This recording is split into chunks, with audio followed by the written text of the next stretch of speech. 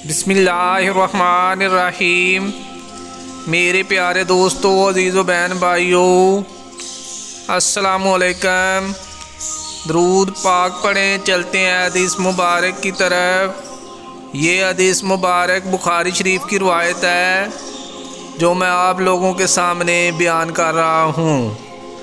हदीस मुबारक को आखिर तक लाजमी सुनिए। हदीस मुबारक को सुनना नहायत सवाब का काम है। मैंने खुद हज़रत सल्लल्लाहु अलैहि वसल्लम से सुना, आपने फरमाया था कि हमारा तरका तकसीम नहीं होता, जो कुछ हम छोड़ जाएं वो सदका है।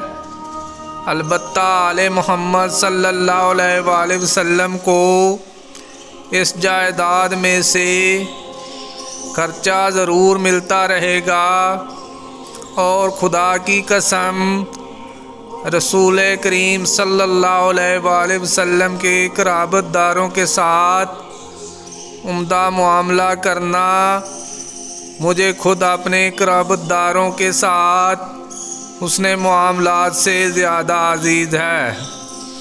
मेरे प्यारे दोस्तों, अगर आप हदीस मुबारक सुनना पसंद करते हैं तो इस तरह की मज़ीद हदीस के लिए चैनल को सब्सक्राइब कर लें। बराए मेहरबानी वीडियो को लाइक भी करें। इजाज़त दें, मिलते हैं फिर एक नई हदीस के साथ। जज़ाकल्लाह, शुक्रिया, अल्लाह हाफ़िज़।